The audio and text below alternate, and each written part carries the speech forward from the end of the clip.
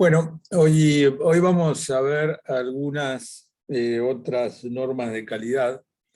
Es el tema que tenemos en el cronograma para hoy. Entonces, ¿qué ocurre? Nosotros como norma de calidad hemos visto la 9001, referida a sistemas de gestión de la calidad. Es la norma principal que es utilizada en numerosas actividades de producción y de servicios. Pero hay algunas actividades donde hay normativas específicas, siguen principios similares, pero son específicas en cuanto a la norma de calidad. Y también algunas de esas actividades tienen regulaciones que pueden llegar a tener esas regulaciones un marco conceptual distinto al que tienen las normas de calidad que nosotros vemos desde la perspectiva de la calidad. Bueno, parece medio un trabalenguas, pero ahora lo vamos a tratar de explicar un poco con los ejemplos, ¿no? Entonces, por ejemplo, arrancamos con lo que hace a la producción de alimentos. Entonces, acá, para los temas de producción de alimentos, ¿sí? Como se trata de una cuestión donde está involucrada la salud de las personas, porque a través de la alimentación pueden sufrir daños, pueden ser perjudicadas. Entonces, es un tema donde hay, y desde hace muchos años ha habido, importantes regulaciones. O sea, los organismos estatales de todo el mundo, en cada uno de los países, hacen regulaciones para tratar de que esto esté cubierto, ¿sí? Es una concepción que tiene algún punto donde no se toca con lo que nosotros vemos en calidad, porque parte de la idea que la autoridad estatal es la que tiene la potestad, la facultad y también, en definitiva, la responsabilidad, o debería tener la responsabilidad de, en esta perspectiva, no solo ejercer actividades de control, sino también establecer normativas. Entonces, los organismos de regulación fijan las normas, fijan normas que a veces difieren con lo que nosotros vemos en el enfoque de la calidad, pero son normas que se refieren a la calidad y las características de los productos o servicios, y a su vez también tienen la potestad y la obligación de controlar el cumplimiento de esas normas y sancionar a quienes no las cumplen. O sea, son reguladores y controladores de las actividades del poder de policía para ejercer el control sobre esas actividades. Hay actividades que están más reguladas que otras. Bueno, la alimentación es una que está bastante regulada por lo sensible que es el tema de la alimentación y los riesgos que se corren si los productos alimenticios que se venden no tienen las condiciones adecuadas.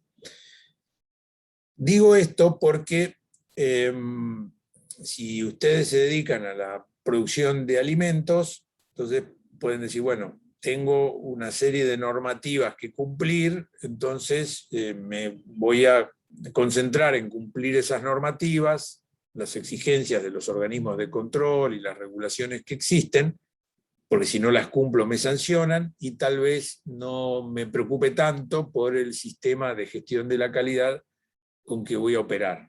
Entonces me concentro en un aspecto y tal vez no contemplo el otro. Hacer esto, bueno, que es bastante común, digamos, reflexionar sobre estos temas de esa manera, no es lo que nosotros desde calidad decimos que sea lo mejor, porque nosotros decimos que cualquier sistema de gestión de calidad que nosotros desarrollemos e implementemos va a contemplar como mínimo el cumplimiento de todas las exigencias de los organismos de control. Seguramente vamos a tratar de ser más severos, más exigentes con nosotros mismos, con nuestros productos, nuestros servicios, pero sin lugar a dudas vamos a cumplir con todo lo que piden las normativas. Pero en el terreno de la práctica, a veces cuando te encontrás con una actividad muy regulada, los agentes económicos, las empresas, las organizaciones, se centran en cumplir con esa normativa, las exigencias que establecen esas normativas, y tal vez no se preocupan, entre comillas, no se preocupan tanto por tener un sistema de gestión de la calidad, o sea, como que lo consideran un esfuerzo adicional, en algún sentido duplicado, y tal vez por eso mismo innecesario, ¿no? O no suficientemente justificado. No es lo que nosotros decimos, pero es lo que ocurre, ¿sí? Entonces les decía que nosotros vamos a ver un poquito cómo es muy rápido el marco en la industria de la alimentación, y después vamos a ver algo del marco en la industria farmacéutica. Entonces, en la industria de la alimentación, nosotros tenemos, desde la perspectiva de calidad, una norma, ¿sí?, muy importante, desarrollada por la FAO hace varias décadas, que acá está por sus siglas en inglés, HACCP, Hazard Analysis and Critical Control Points, que quiere decir análisis de riesgo y de los puntos críticos de control. Te está diciendo cómo va a funcionar esa norma. Esto lo podría llevar a cualquier actividad, pero esta es una norma especialmente para la industria de la alimentación. Así es el nombre que le pusieron en la FAO cuando la desarrollaron. Tiene como objetivos controlar los puntos críticos, algo hemos hablado de los puntos críticos, y controlar los procesos. Ahí está en consonancia con todas las normas de calidad, donde nosotros decimos que si el proceso está bajo control, esperamos que ante cada salida de calidad, perdón, ante cada entrada al proceso, tengamos una salida de calidad. Si la entrada tiene la calidad necesaria, el proceso está bajo control, entonces la salida va a tener la calidad deseada. Y también tengamos en cuenta que ISO desarrolló otra norma vinculada con esta de la producción de alimentos, que es la ISO 22000. Entonces ISO también tiene una norma relacionada con la industria de la alimentación, pero esta es más vieja y es más conocida.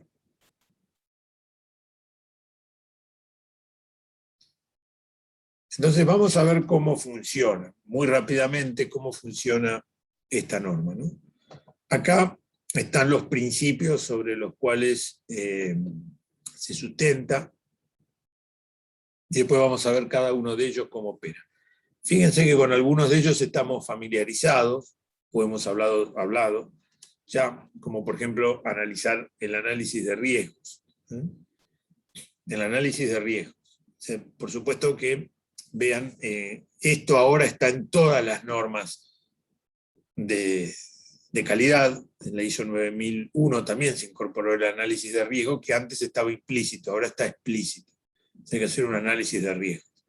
En el caso de la industria alimenticia, esto es particularmente importante, porque al hacer un análisis de riesgos, uno tiene que ver en qué partes del proceso se puede producir o se puede generar la condición de que el producto que se está elaborando pierda lo que se llama la inocuidad, ¿sí?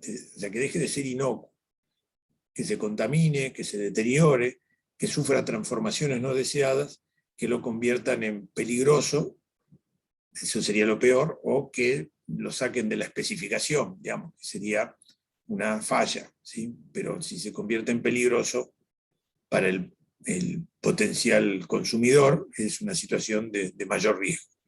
Entonces, nosotros tenemos que hacer este análisis de riesgo. Cuando nosotros hacemos un análisis de riesgo, ¿qué dos elementos, qué dos aspectos tomamos en consideración? No sé si se los ha dicho ya Rodrigo.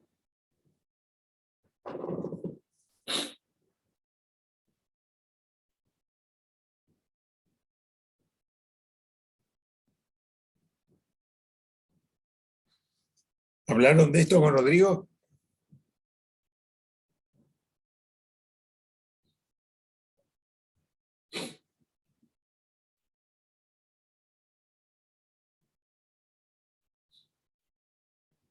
¿Nadie contesta?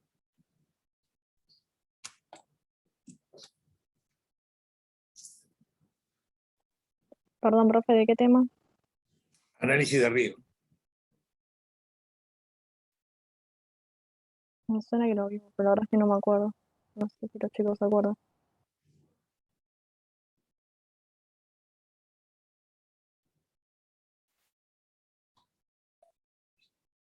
Bueno, probablemente él se los mencione, en algún momento se los haya mencionado. Yo lo que les quiero señalar es esto, que es un tip muy importante cuando nosotros hacemos análisis de riesgo. En general, cuando hacemos análisis de riesgo, nosotros los riesgos como que los ponemos en un mapa donde el mapa es una matriz, porque es un plano, donde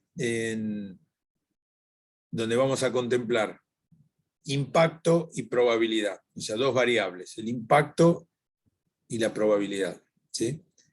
Ponele que las columnas nos muestren la probabilidad y las filas el impacto. ¿Y qué quiere decir esto?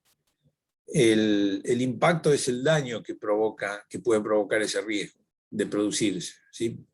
Que puede ir desde poco daño a mucho daño.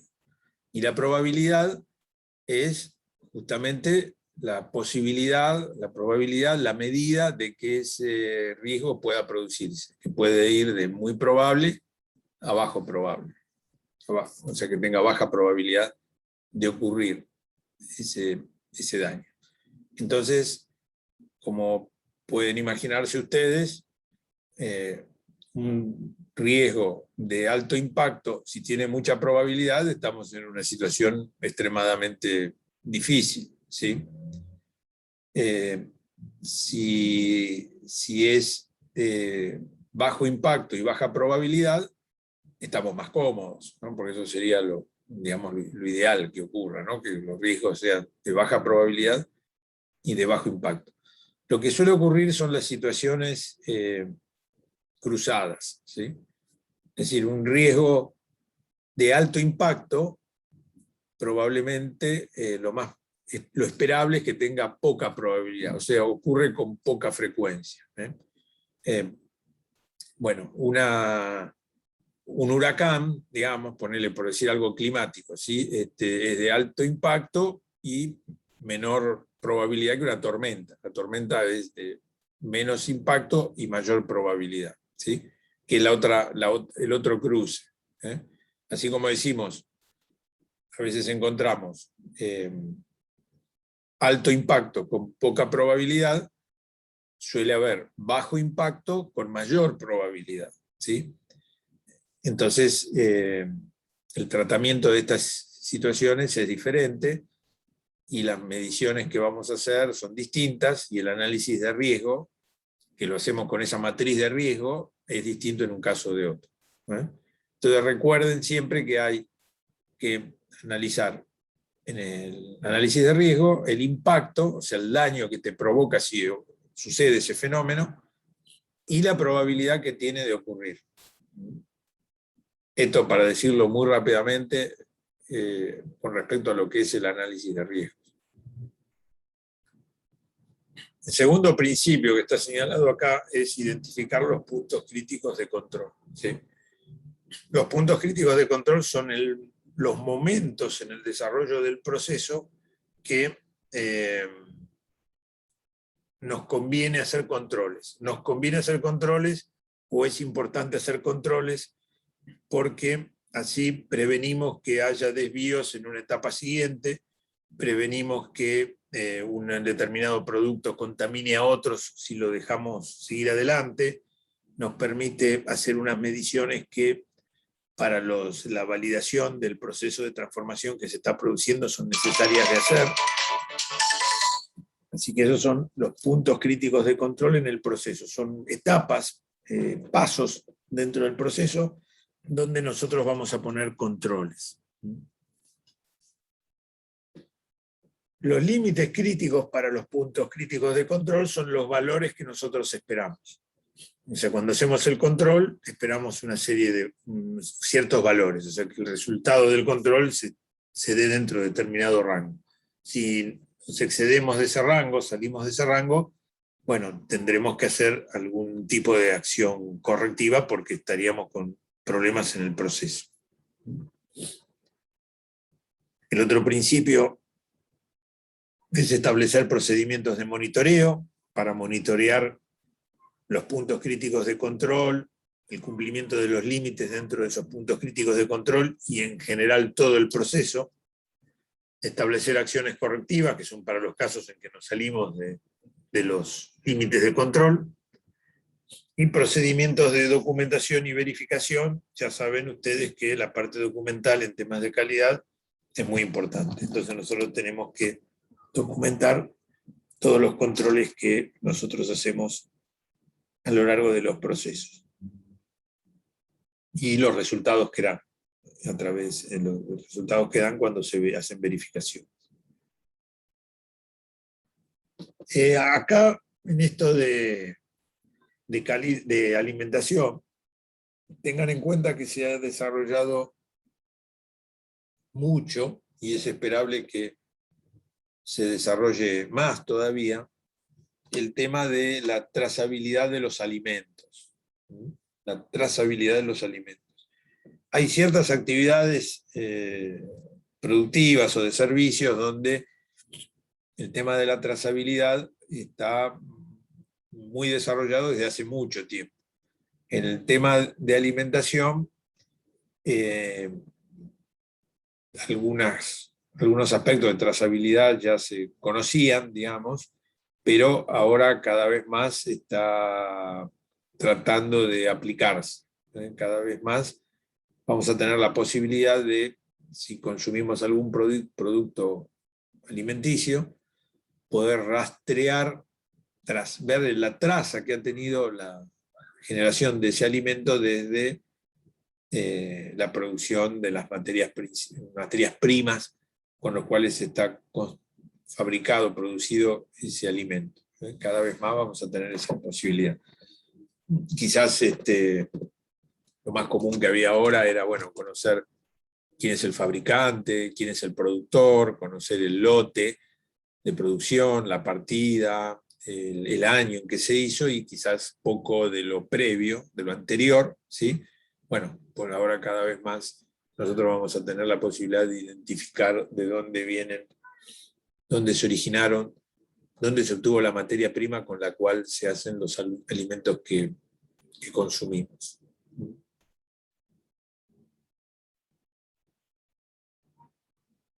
¿Se va entendiendo esto?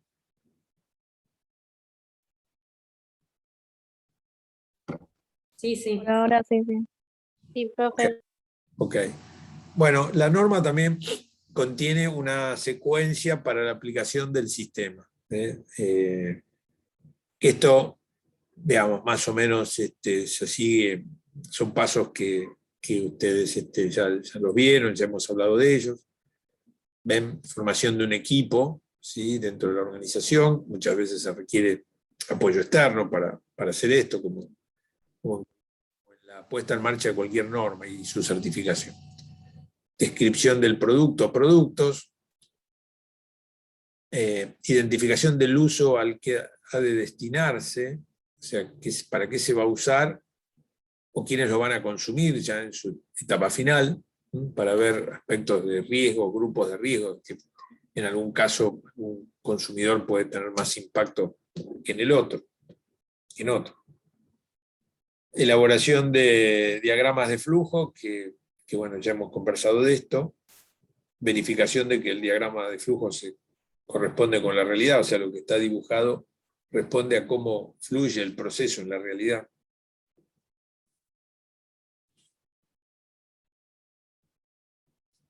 enumerar los posibles peligros relacionados con cada fase, desde la producción primaria, elaboración, fabricación y la distribución hasta el punto de consumo. Piensen ustedes, por ejemplo, en no sé, en algo tan simple como, qué sé yo, comerse un yogur, digamos, ¿no? Que a un consumidor le llegue un yogur, un sachet de leche, por ejemplo. Esto tiene, digamos, es algo bastante simple, pero puede tener bastante complejidad a su vez, ¿no? Porque nosotros podemos estar pensando que si somos el fabricante de ese producto lácteo, nos va a estar preocupando nuestra planta, o sea, en qué condiciones nosotros fabricamos, pero también nos va a estar preocupando en qué condiciones producen nuestros insumos, nuestra materia prima, los productores.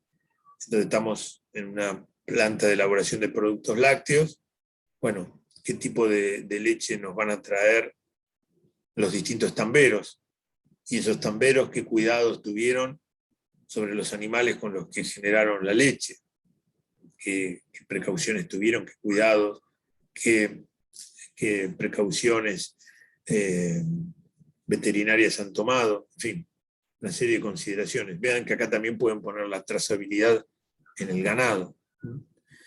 Y a su vez también nos va a preocupar cómo llegamos hasta el punto del consumo, ¿sí? O sea, bueno, nosotros hacemos el producto, pero cómo llega al consumidor, o sea, nuestra cadena de distribución cumple con requisitos para asegurar la calidad del producto o no. ¿Sí? Nos vamos a tener que preocupar por esto.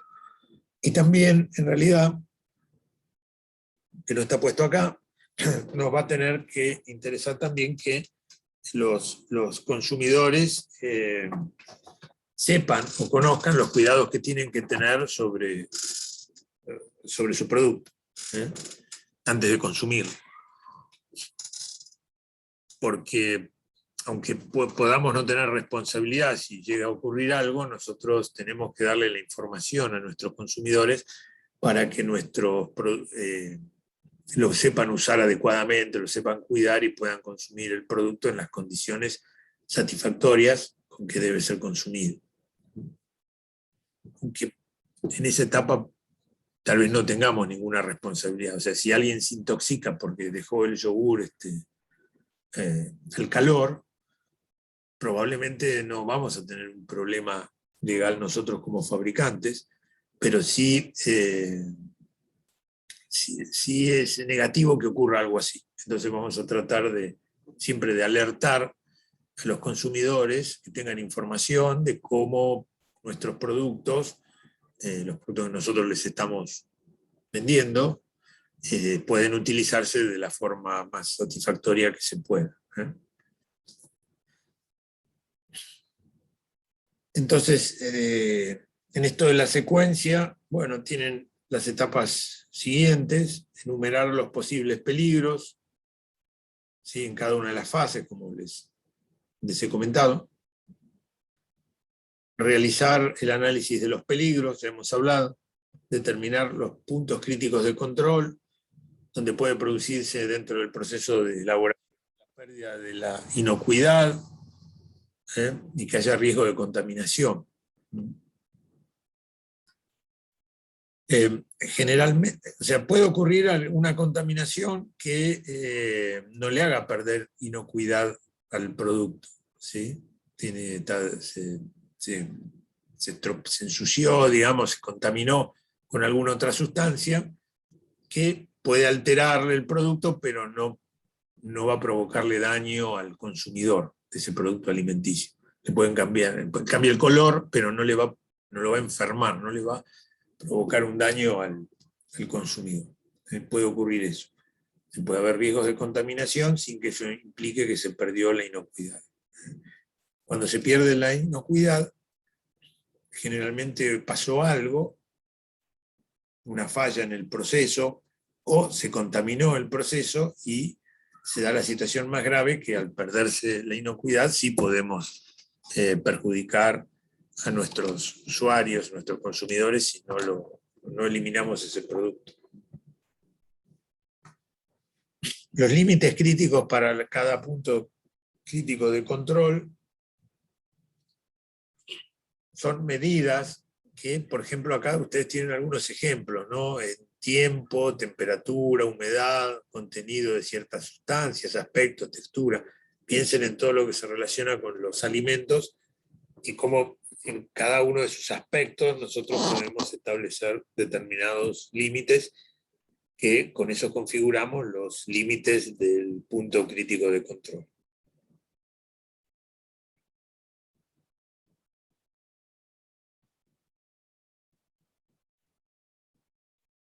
Bueno, establecer el sistema de vigilancia y monitoreo para ver cómo está operándose en el punto de control.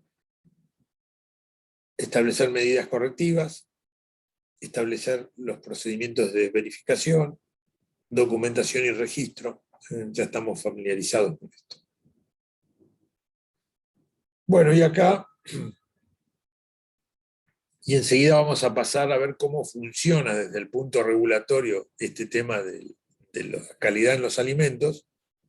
Lo que les muestra esta diapositiva es que algunas de las normas, ¿sí?, que regulan la industria o las actividades de producción de alimentos ha ido incorporando el reconocimiento o el establecimiento o la utilización o el empleo de los sistemas HACCP. De alguna manera la norma lo ha empezado a contemplar y eso, digamos, ayuda a que los sistemas de calidad, con la perspectiva con que nosotros los presentamos y lo elaboramos, tengan mayor aceptación y mayor uso. Acá, este es un principio que lo tomé de la ISO 22000, que explica a qué le llaman inocuidad de los alimentos.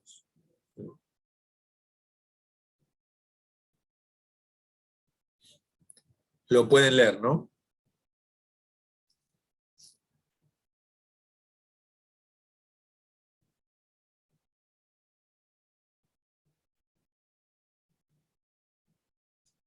¿Lo pueden leer? Sí, sí, se puede ver, profe. Bueno.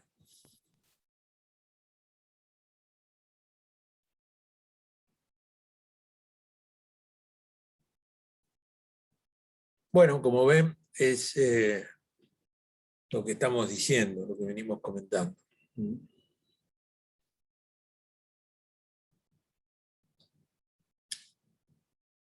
Sigo. Entonces, ya les comenté cómo funciona muy rápidamente un sistema de gestión de la calidad relacionado con la industria de la alimentación. Ahora les dije, lo que hay es que es una actividad regulada, ¿sí? Entonces, ¿cuáles son esas regulaciones? Bueno, el país tiene un código alimentario nacional que está homogeneizado en casi su totalidad con un código alimentario para el Mercosur, ¿sí? Esto de los códigos alimentarios son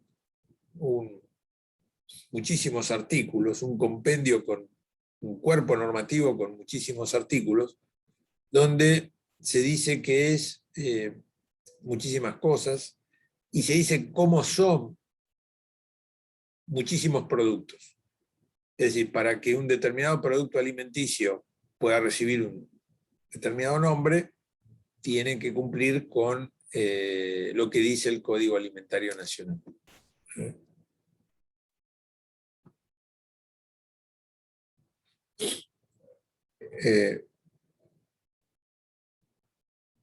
Hay un organismo nacional, el Instituto Nacional de Alimentos, que está vinculado a la ANMAT, que tiene potestades regulatorias y también hay regulaciones a nivel provincial.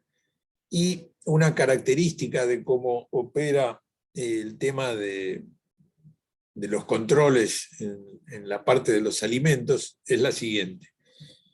Cada establecimiento dedicado a la producción de alimentos tiene que tener un registro. Este registro nacional de establecimientos o registro provincial de establecimientos, según quien te lo dé. Es decir, que se registra el lugar donde se va a producir, ¿sí? Esto significa que se hace un trámite que consiste en presentar al organismo de control el lugar donde nosotros vamos a producir. Antes de presentarlo tenemos que comprobar que reúnen los requisitos y las especificaciones establecidos por esos organismos de control. O sea, tamaño de las instalaciones, medidas de seguridad, medidas de higiene, protección, etcétera, etcétera.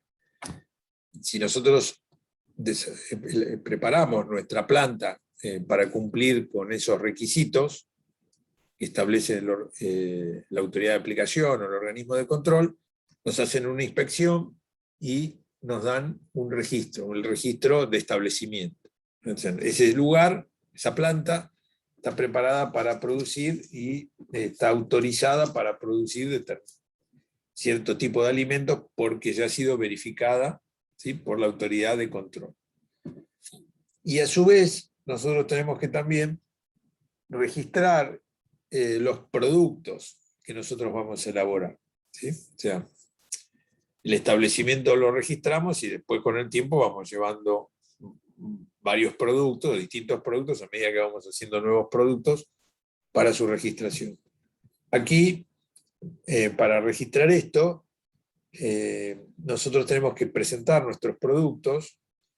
En algunos casos, si las verificaciones las hacen en el propio organismo de control, tenemos que llevar muestras para que prueben, testeen esas muestras, o si no, tenemos que llevar el resultado del testeo de las muestras que nosotros hayamos hecho, hayamos encargado en algún laboratorio que tiene ese fin, para ese propósito, para probar las muestras y dar un certificado, y nosotros con ese certificado hagamos el registro del producto. Entonces, si ustedes ven la etiqueta de cualquier producto alimenticio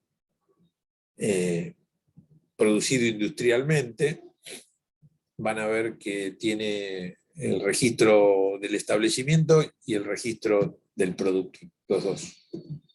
Dónde se hizo, con su registro, y el producto, cuál registro tiene. Entonces, chequéenlo con cualquier alimento envasado,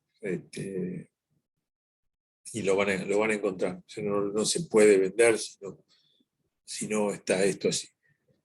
O sea, después tenés la actividad de producción de alimentos de tipo artesanal, y bueno, donde hay más, podés no registrar el alimento, ¿sí? Pero bueno, esas son ciertas características y hasta un volumen más pequeño, porque bueno, son, por ejemplo, algunos productos regionales hechos artesanalmente pueden tener esta facilidad, digamos, de no estar sometidos a toda esta registración.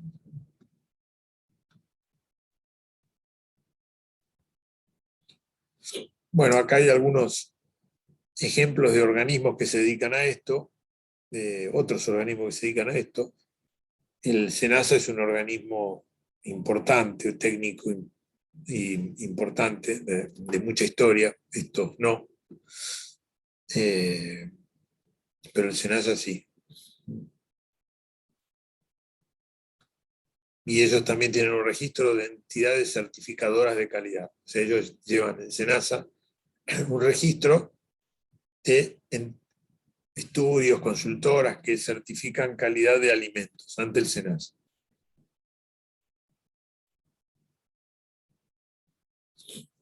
Bueno, y ahora el Código Alimentario Nacional establece qué información hay que llevar para registrar productos, y acá hay algún detalle de lo que tiene que llevarse para poder registrar el producto. El dueño del producto, el director técnico, para el proceso de elaboración.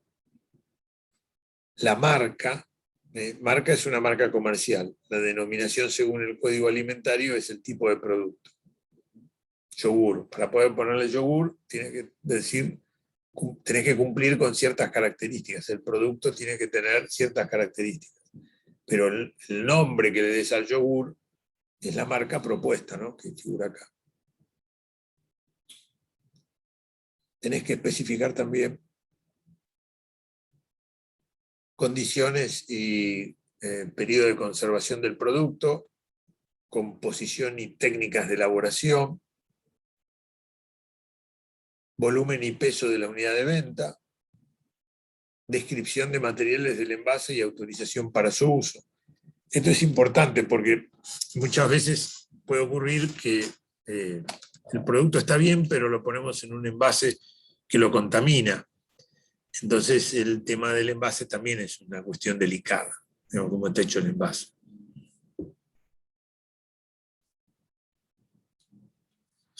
Indicar si el establecimiento es propio de terceros, donde se va a elaborar o fraccionar.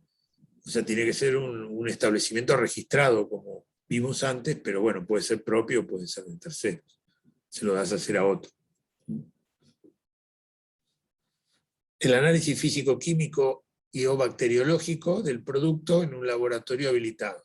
Como les dije antes, en el pasado era frecuente que todos los organismos de control de alimentos, bromatología se llamaba en algunos lugares, tuvieran la capacidad técnica de hacer estos análisis, tuvieran laboratorios con tecnología suficiente como para directamente ellos analizar las muestras, pero como esto ha ido cambiando, hoy solo algunos tienen esa capacidad, entonces los demás tienen que pedirte que lleves el análisis que te ha hecho un laboratorio que esté habilitado para hacer ese análisis. Información para el consumo en el envase. Acá hay algunos datos. Se está por dictar una ley que tiene relación con esto, ¿no?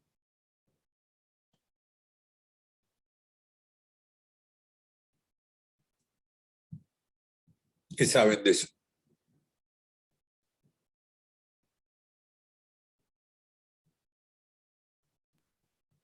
Que tienen que aclarar mejor el contenido de azúcar y todo eso, ¿puede ser? El Así es. etiquetado. Sí. ¿Y cómo se llama? Ay, no me acuerdo.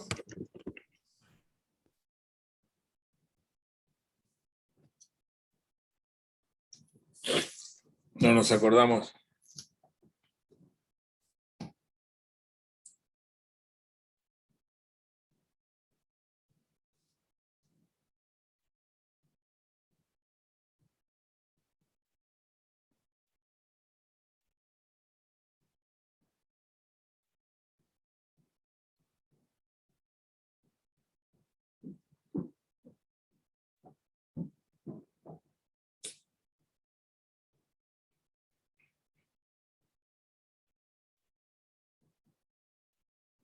A ver si juntamos. Yo no llegué a leer esa ley. A ver si la enganchamos.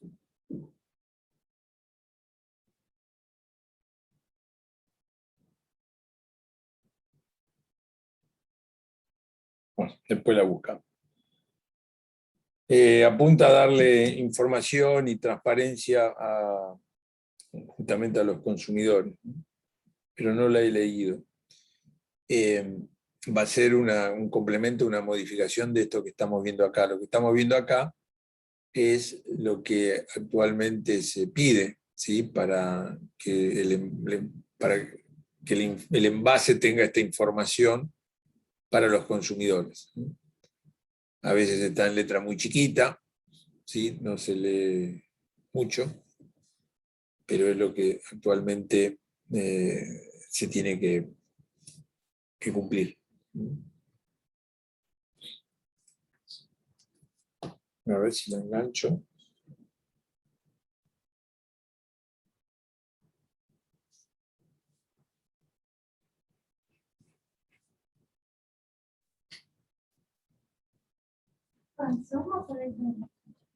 Clase. Sí, viste que es el etiquetado frontal, ¿no? Que lo de la ley. Hoy justamente dice que creo que esta semana la van a tratar, ¿sí? Es para darle más información al,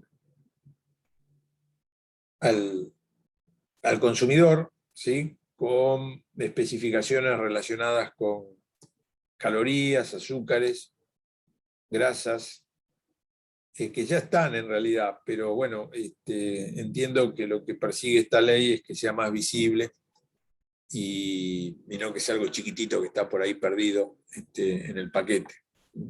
Pero no la he leído. ¿Sí?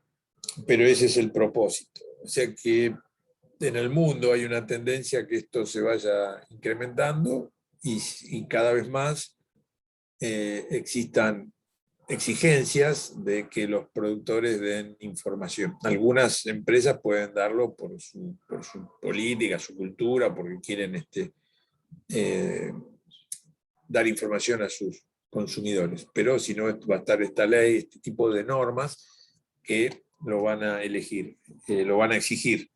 Esto es justamente para que el consumidor tenga información acerca de la característica del producto que consume. Es solo eso. Después finalmente, bueno, lo comprará o no, pero que tenga esa información. Etiquetado frontal se llama la ley, creo que la tratan esta semana. Así que si tienen unos minutos, bueno, miren por ahí en Google alguna cosa sobre esto. Recién creo que en la página de diputados está el proyecto de ley. Estamos hablando de Bueno, lo mismo. ¿lo tenés? Estoy tratando de compartir, lo que pasa, le digo compartir por WhatsApp y me acordé que está No, todo. no hay. Bueno, ponelo después, compartilo después. Después lo comparto por el grupo. Dale.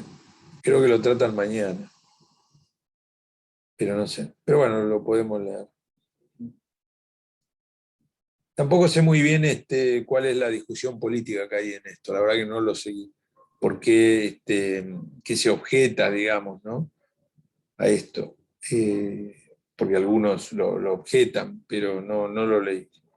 Desde la perspectiva nuestra, todo lo que sea mayor información para el consumidor es mejor.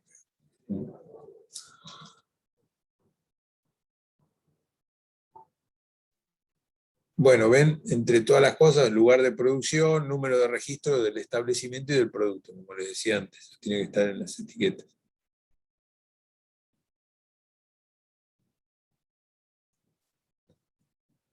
Bueno, acá hay un ejemplo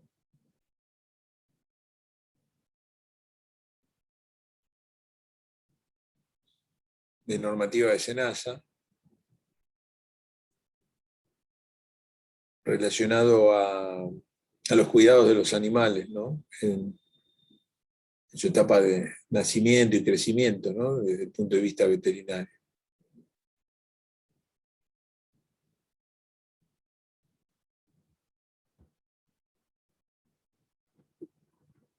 Bueno, fue un panorama rapidísimo, ¿sí? Lo que vimos recién.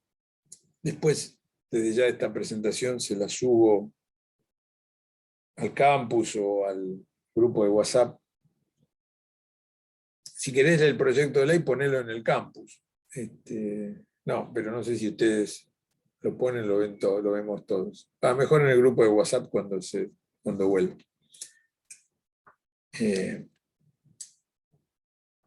O mandámelo a mí por mail y lo subo al campus. Dale, sí, ahora se lo comparto. Igual ¿Cómo? cuando se restablezca todo, sí, lo subo al grupo de WhatsApp así lo ven los chicos.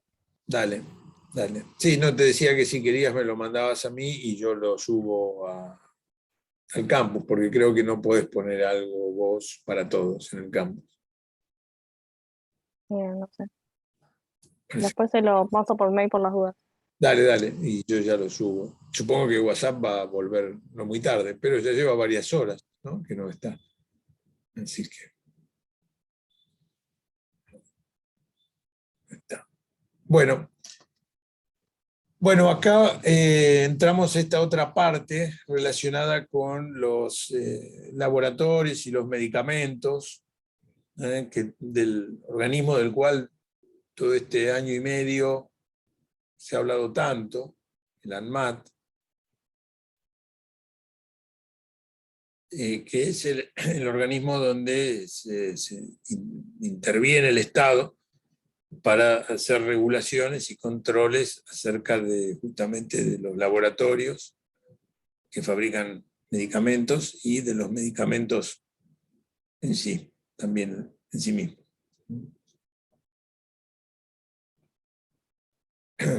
Vean que en realidad incluye medicamentos, alimentos, como mencionamos antes, la parte anterior, y tecnología médica. O sea, cómo son los lugares donde se da salud, y los lugares donde te haces estudios clínicos relacionados con la salud. Hay registro de laboratorio, registro de medicamentos y registro de implantes. Esto de registro de laboratorios y registro de medicamentos tiene la lógica similar a la que vimos antes con los alimentos.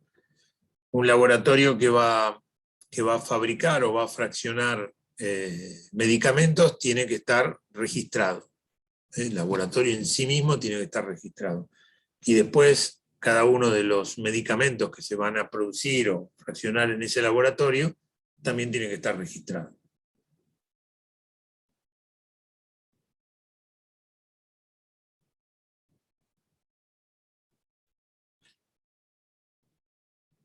Bueno, acá les pongo, lo que está puesto es un ejemplo de normativa del ANMAT, de un manual de calidad que tienen ellos establecido como exigencia, aplicable a los laboratorios que hacen estudios clínicos, cuando nos estudian la sangre, nos sacan sangre y la llevan a analizar. Bueno, tienen que tener un manual de la calidad que tiene estos pasos. También hay manuales de calidad establecidos por la normativa del ANMAT para los laboratorios que fabrican medicamentos. Acá este es un ejemplo para laboratorios que reciben muestras, digamos, ¿no? Entonces, que hacen análisis clínicos.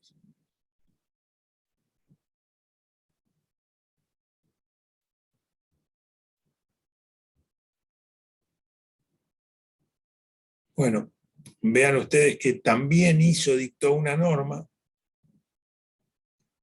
para laboratorios de análisis clínicos, ¿sí? Que tiene una estructura similar a la ISO 9001. Es decir, ustedes, uno podría tener dentro del laboratorio de análisis clínico el cumplimiento de esta norma, que debería contemplar todos estos puntos del manual de calidad y más cosas, porque sería un sistema completo, y acá solo es un manual de calidad, pero no podría ser menos. Esto, cumplir con la normativa es lo básico.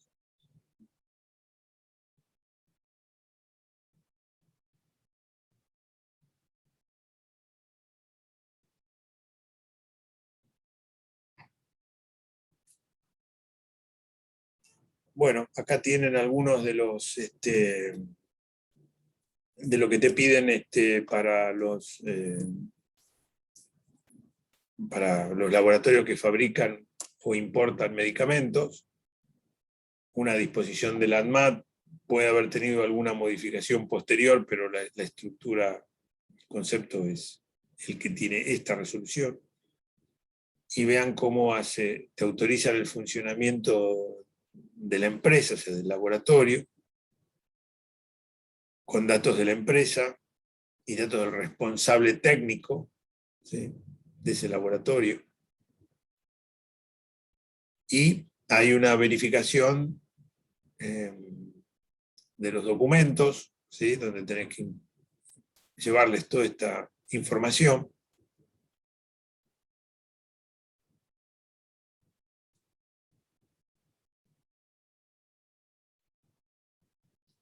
Y siempre que te van a habilitar un laboratorio, te vienen a inspeccionar la gente del ANMAT no es una inspección sencilla, es bastante difícil, los requerimientos son grandes, hacen una revisión de las instalaciones y también te piden que tengas un manual de la calidad, que no es exactamente como los manuales de la calidad que nosotros vemos en la ISO 9001, pero es muy parecido, ¿sí? lo que tiene que cumplir. Porque en general lo que sí es exigible es esto de las buenas prácticas de fabricación, ¿sí?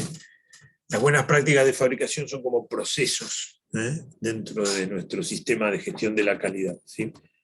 Si solo tenés buenas prácticas de fabricación, de alguna manera estás en un estadio, en un nivel, todavía no el del sistema de la calidad, pero vas camino a ello, ¿sí?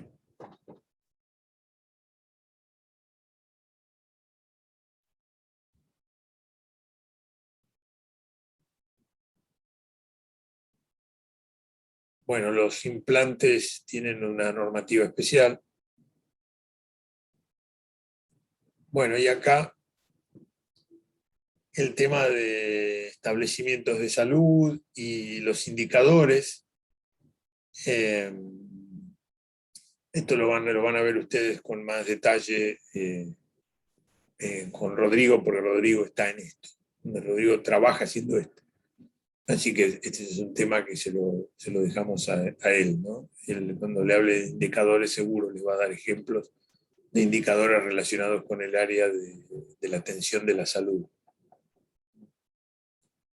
Bueno, también la normativa del Ministerio de Salud es abundante al respecto, pero los ejemplos, los casos y la vivencia práctica se las puede contar Rodrigo porque él está todo el día. Algo ya les debe haber contado. Y acá vean ustedes que para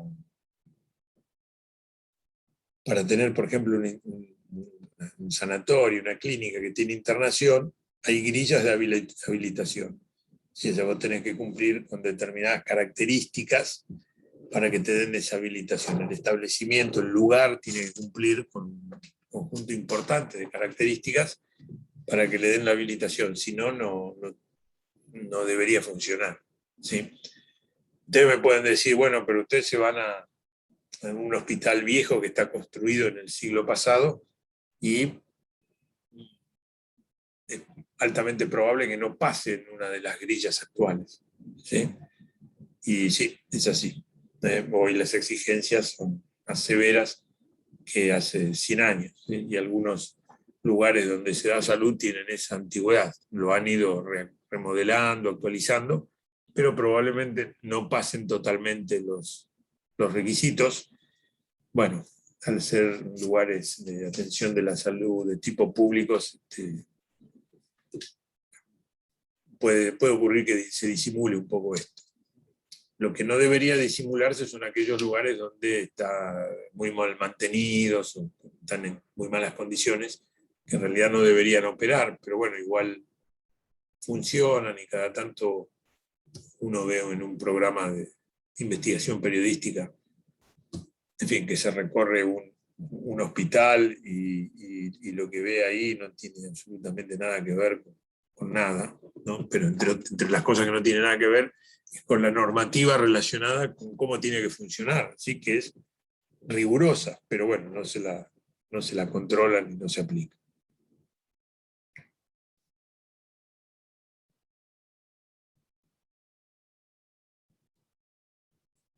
Hay un montón de grillas, probablemente alguna de estas haya tenido alguna actualización con respecto al momento que armamos esta presentación, pero bueno, sepan que esa es la forma en que está definido el tema. No hace falta saber cómo son las grillas, pero saber que existen. Les llaman así y son exigencias para poder habilitar un sanatorio, una clínica, un hospital.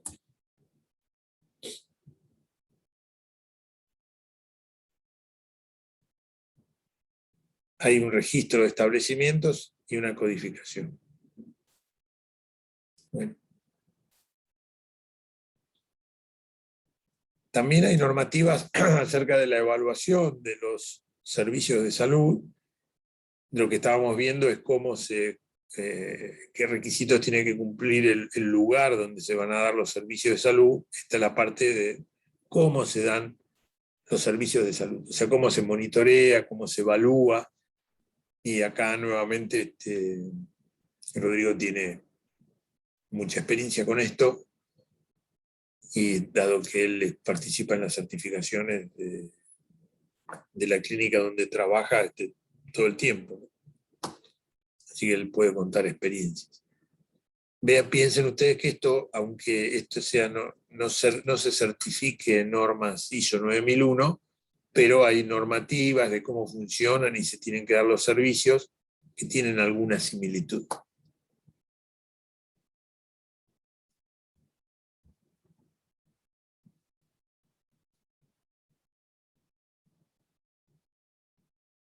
Bueno, ISO también tiene una norma ISO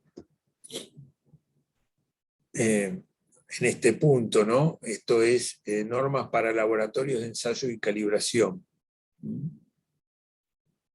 Es algo distinto a lo que estábamos viendo, ¿sí? O sea, nosotros, ¿qué vimos hasta ahora? Vimos alimentación, todo muy rápido. Alimentación, vimos industria farmacéutica, vimos entidades de servicios de salud. Acá lo que les está mostrando esta diapositiva es para aquellos laboratorios que hacen ensayos y calibración. Vieron cuando les decía, bueno, tenés que llevar las muestras de tus alimentos a un laboratorio para que te los estudie y dé un certificado de las características. Bueno, ese lugar, ¿sí?, puede cumplir con una serie de normas, y además de las establecidas por los organismos de control regulatorios, puede cumplir con la ISO 17025, que es una norma ISO para este tipo de laboratorios donde se hacen ensayos, pruebas, y donde se verifica la calibración del equipamiento, de las máquinas. Por ahí esto de calibración a veces se hace en el lugar donde están instaladas las maquinarias, bueno, pero el laboratorio que lo hace, que va a ir al lugar donde están instalados los equipos o las maquinarias, va a ver si funciona adecuadamente, si está calibrado para que ese equipamiento dé información adecuada, que funcione adecuadamente.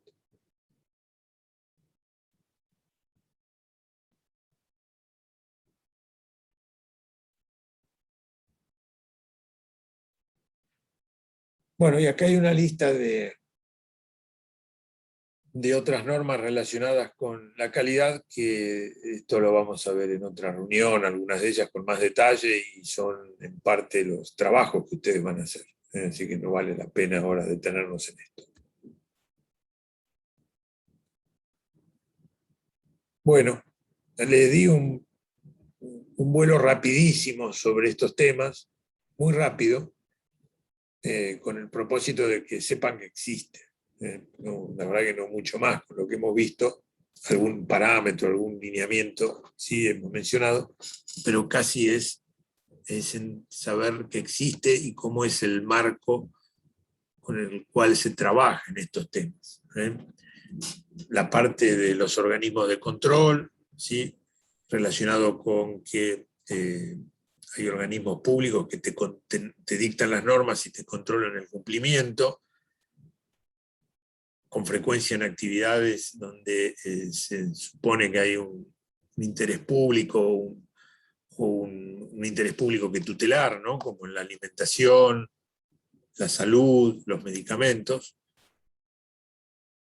Dentro de ese esquema, todas las regulaciones que existen, que son bastantes, y los sistemas de gestión de la calidad que juegan un poquito por afuera de eso, ¿sí?, porque la visión de la calidad es más de autorregulación, o sea, que las organizaciones o las actividades generen su propia normativa, su propia forma de controlarse y de regularse. Es un sistema distinto, no es igual la forma de hacer calidad a través de organismos reguladores que a través de sistemas de gestión de la calidad certificados. Y este es un concepto que está puesto acá, que es muy importante. Acá lo puse con versus, no quiere decir que estén enfrentados, ¿sí? Pero son distintos. Lo que hablamos de autoridades de regulación, con dictado de normas y control del cumplimiento de las normas, versus los sistemas de acreditación y certificación. ¿Sí? Que algo hemos estado hablando de esto, pero lo repasamos. O sea, ¿qué quiere decir esto? Nosotros somos una empresa, ¿sí? Y queremos, por ejemplo, certificar la ISO 9001.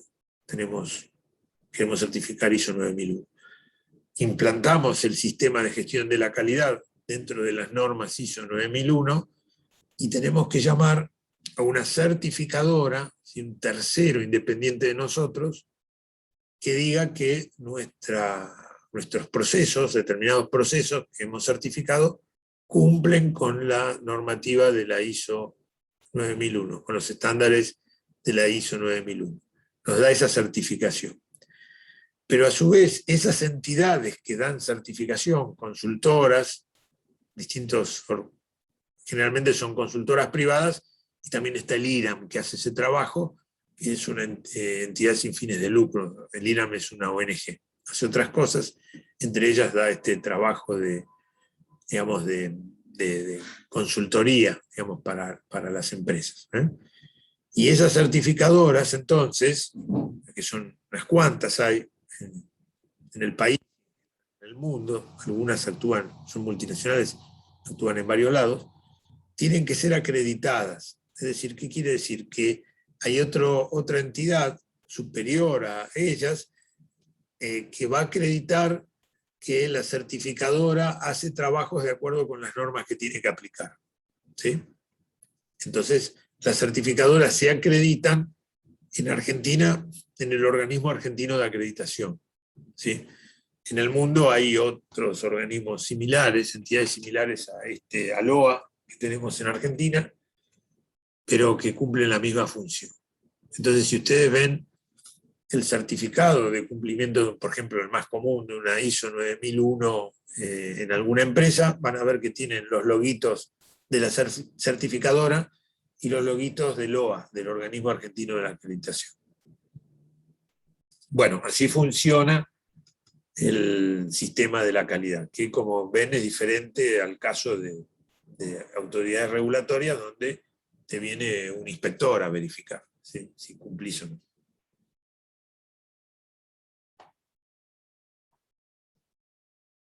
Bueno, ¿quieren hacerme alguna pregunta?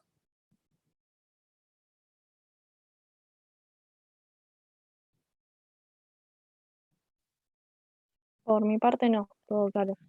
¿Está claro? No, nada, clarísimo. Perfecto, yo le subo. Clarísimo, profe. Excelente, le subo hoy seguramente alguno no pudo conectarse, somos menos. Le subo la presentación y le subo la grabación de la clase. Dale, muchas gracias. Yo ahora le envío. Dale, perfecto. Muchas gracias, profe. Gracias. Bueno, que anden Gracias, muy profe. bien. Dale. Igualmente, gracias. Hasta luego. Chao, profe. Chao, chicos. Hasta luego. Chau, chau. Chao. Chao.